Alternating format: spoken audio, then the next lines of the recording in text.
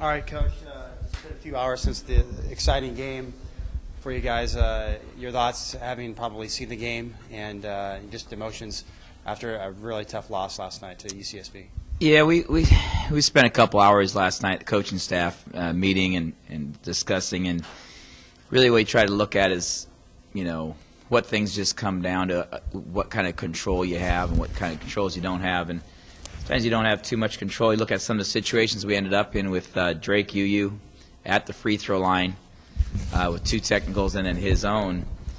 Drake's our #1 free throw shooter. He was going into that 25 of 31, an 80% free throw shooter who misses one, and then I think he starts thinking a little bit about that, trying to make the next one. It gets a little bit harder. So we look at that scenario, say who else we would want your #1 guy, and the moment gets exciting, and the guys want to do well, and that's what makes sports so great. It's reality TV. Not sure exactly how it goes. Also, on the other end of it was Jamal Johnson. A couple of big free throws, and Jamal was a young man who went 4 for 4 free throw line in the last minute at USC to pull off a victory at USC. So we go here's a couple guys that are either percentage-wise maybe our best shooters, or also just kind of time and game and score situation. Jamal has been phenomenal late in the game, knocking down critical free throws at SC. So we look at that stuff, we say, well, this is just what it comes down to sometimes is a made basket here or there. We also try to tell the team over and over that it's not the plays at the end of the game. It's all 60 of them prior to the end of the game that matter. And most importantly is, it goes both ways sometimes. We won a game this year. Morgan State missed 2 free throws with 1 second to go in the Vegas tournament, where we end up getting the rebound. They missed both of them. We get the rebound and we secure the victory. So you kind of look at it, we say there's some basketball gods up there. Sometimes the ball bounces up there, hits the rim twice, hits the backboard, Orlando shot goes in. But I think overall our guys understand we're working on a dream. Cal Poly basketball is not working on winning a game. We're working on a dream. As the day I came here, I've said, there's a big picture that we're trying to get to here, and that's our dream is to build a program that can compete for an NCAA bid on a yearly basis.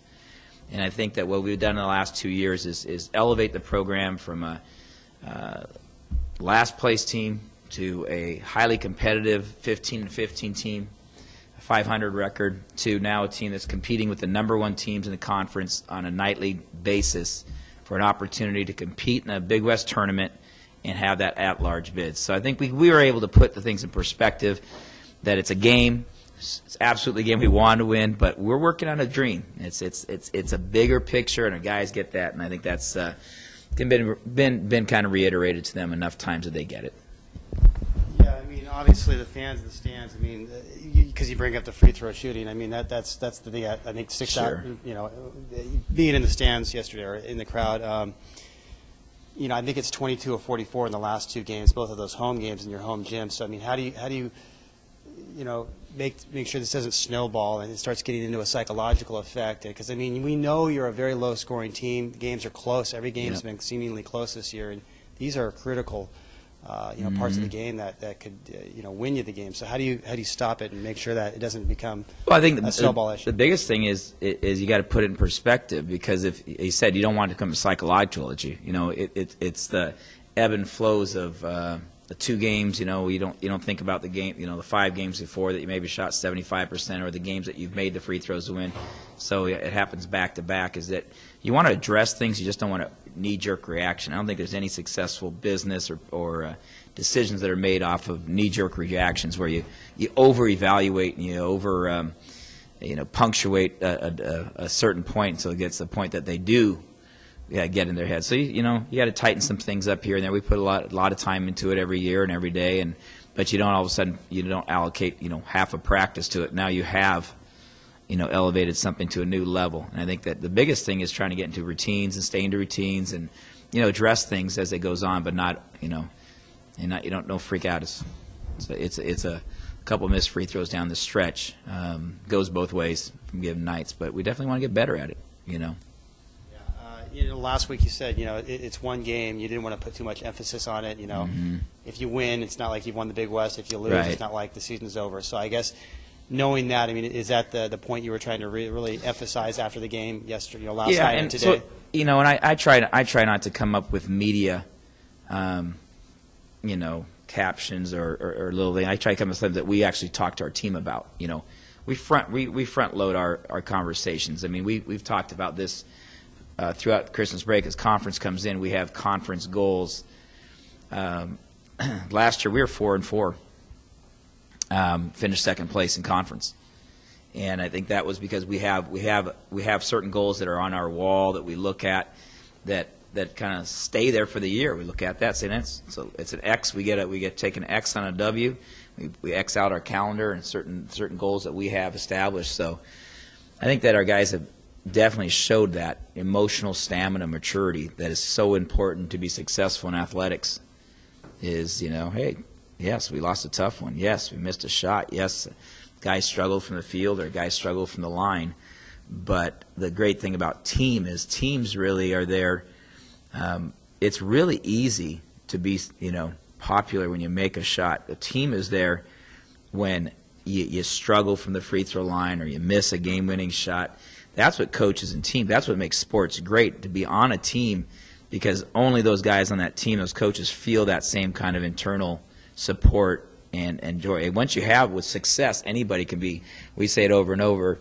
You know, it's easy to be family when you're at birthdays and graduations.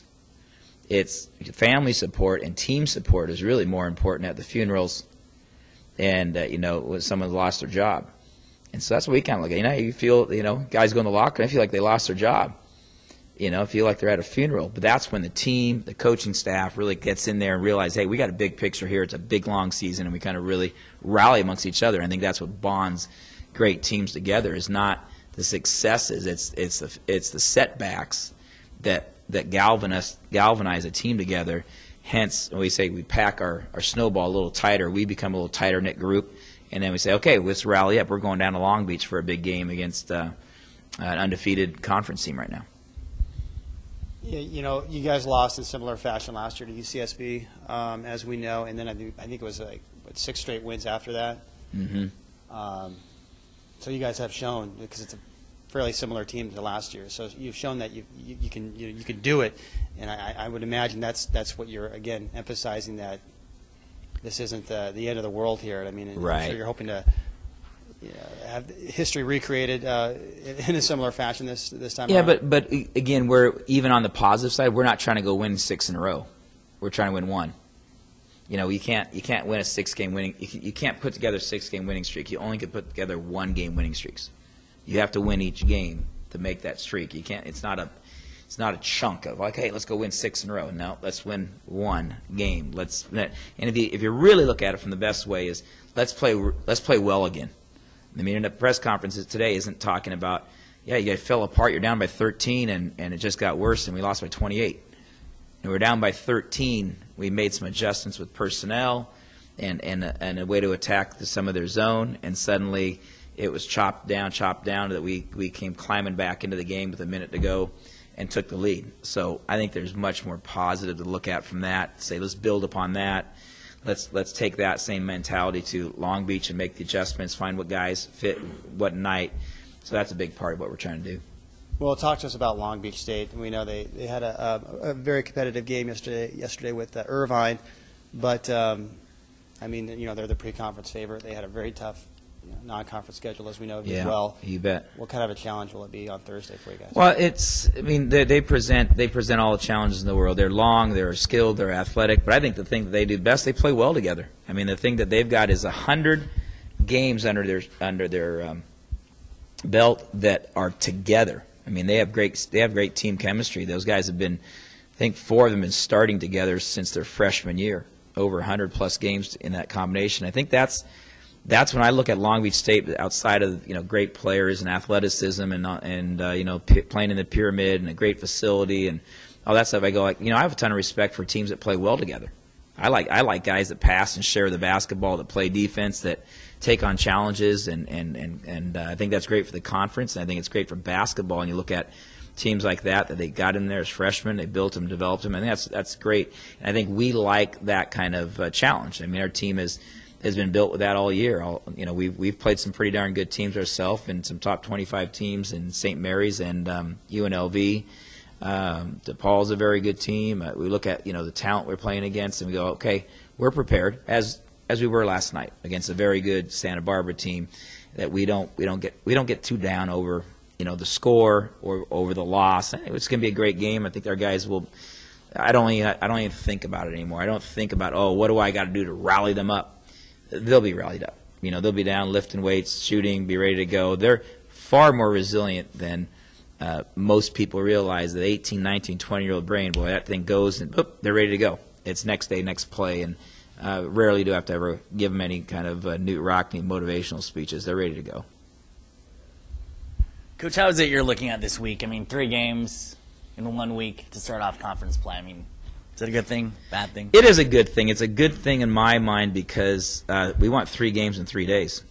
Let's be honest. Again, if we go back to our general theme of working on a big dream, which you got to work at it, and this is 3 games in 6 days against 3 top opponents supposedly. Well, who's to say that Northridge or Irvine or Fullerton or Pacific isn't a top team as well, and you got to play them, and it's really just about ability to concentrate, compete, and move on.